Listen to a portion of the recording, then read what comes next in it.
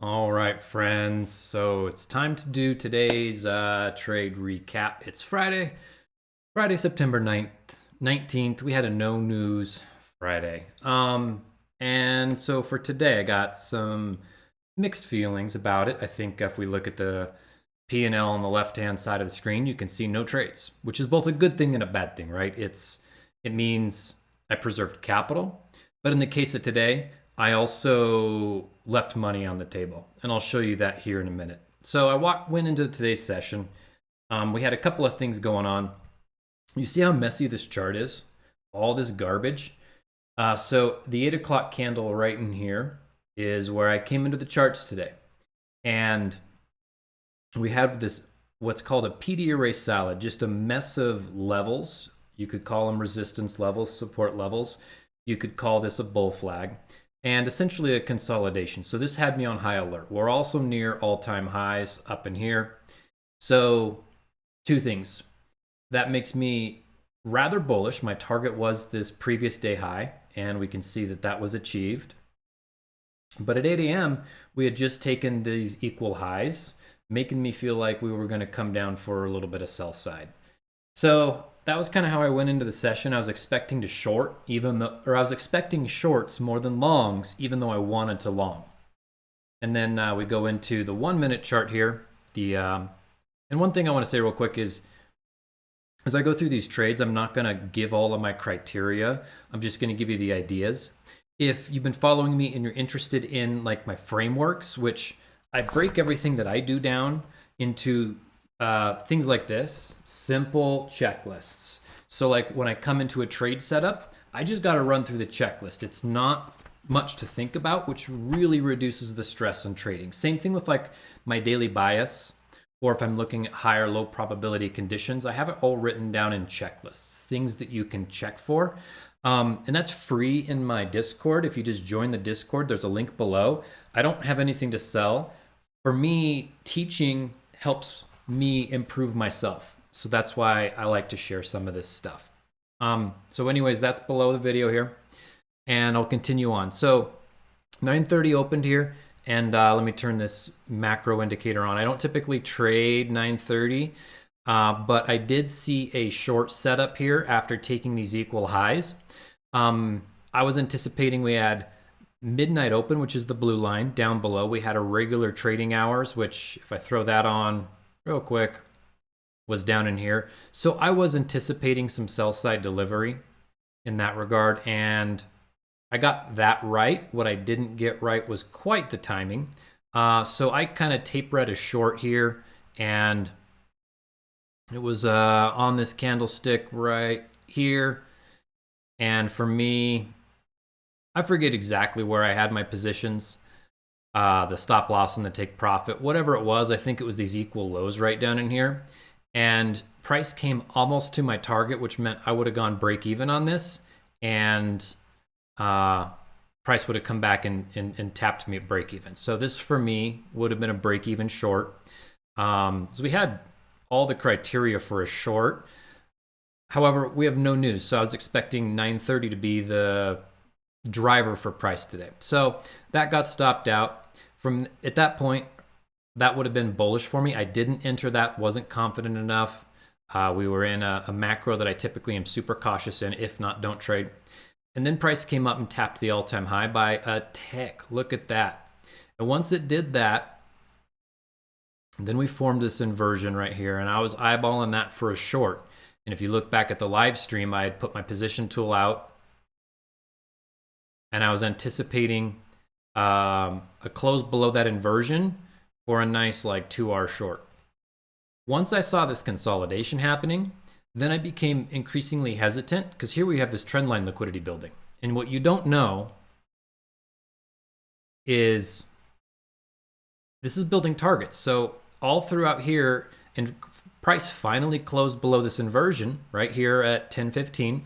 I didn't take it because it was outside of my macro time window by too much, and because of this liquidity up in here, and because I really am not stoked to short all-time highs.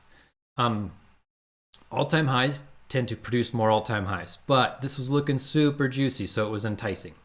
And what we can see here is with this trendline liquidity, you don't know if it's going to close below, do a little bit of damage, and then just come for it and go that way. So just going to change this color, make it a little more obvious. So anyways, I didn't end up engaging with this trade right in here. This would have produced, you know, more than 2R in the end. In my case, the way I manage my trades, I believe this one too would have been a break even, because it would have gotten 70% of the way to my target. I would have gone break even wherever that was. And that wouldn't have been a bad day, right? 2 break even trades, I would have walked away. Instead, I got tired of price action. We got some higher resistance distribution to the downside. And I think I closed my charts somewhere in here.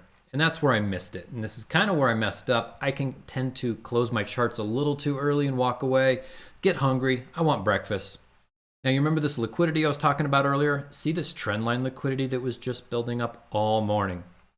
Came down, price comes down, and inside of my last macro window that I typically trade, which is 1120 to 1140, my hard cutoff is noon.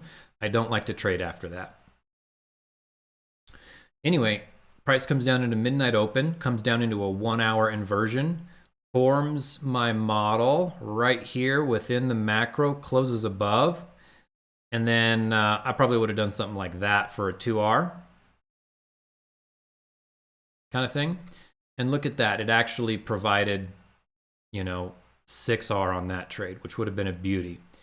And it went for all of that liquidity that I was eyeballing earlier. So I think that's, you know, overall it's a good day, right? You preserve your capital, that's good. You understand, if you understand where the markets are going and why they're going there, that's a win too in my eye. You know, I understood that I wanted to short down into some of this liquidity. I was a little early here for the call, but I had it right here. And then I understood once this liquidity pool, the internal range was taken, then we were going to want some buy side liquidity for more all-time highs. You know, looking over here, this is the 1 hour chart, but I think if we zoom out, here in my 4 hour chart, I had this target right there, target acquired. So that's still a win. Capital's preserved on a Friday, lower probability day. Now I did do something interesting that maybe you might be interested in. Let me see if I can bring this up. I went through and I evaluated the data for no news Mondays and no news Fridays, because everybody says they're low probability and don't trade them.